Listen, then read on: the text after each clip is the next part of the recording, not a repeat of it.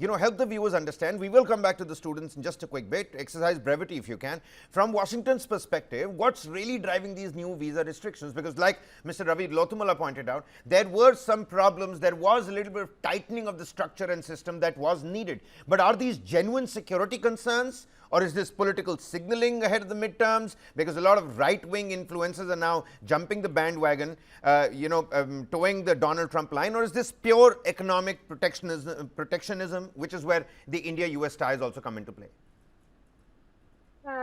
Thank you for asking this question. I would say it's a mixture of all of these things. There's no doubt there is always abuse in any system, and there was worker visa fraud, there was student visa fraud. People were paying off, the unqualified people from around the world were paying off to buy up visas to get into the country, and of course, it was creating a backlog. But at the same time, the situation with the abuses of the working visas is more complicated than that. It is true that in some sectors there was fraud that displaced American workers, and in such cases, I would certainly urge the government to investigate that fraud and use normal law enforcement mechanisms against it. But on the other hand, there are sectors of U.S. economy that are suffering from skills gap, and keeping out qualified workers when they're in the cases where there aren't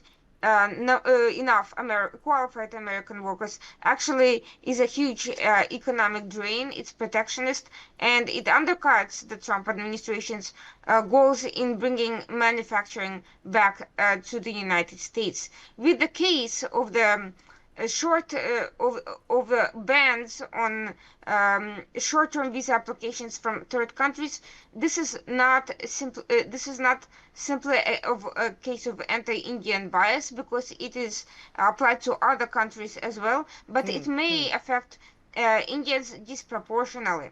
So from the point of view of the US State Department, this measure is helpful because visa screening relies heavily on local vetting infrastructure and institutional memory. When applicants apply via their home country, consular officers can easily access national data on identity, criminal records, or past visa violations, so it makes the process easier for them. Also, enforcing interviews and immigration standards is becoming more feasible when they're at home.